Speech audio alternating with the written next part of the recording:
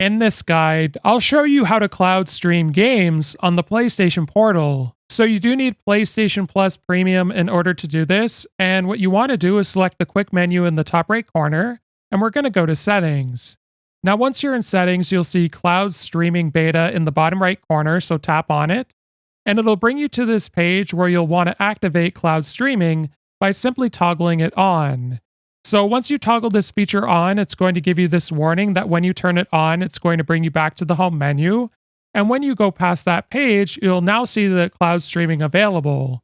So let's now go back to the home page, press the PlayStation button to get past it, and from here, you'll be able to navigate over to the cloud streaming feature. So once you're here, it's going to bring you to this massive game catalog. I'm sure they're going to add a lot more, and you'll be able to play any of these games without a PS5. All you'll need is an internet connection and PlayStation Plus Premium. If this guide was helpful, like and subscribe, and we'll see you in the next one.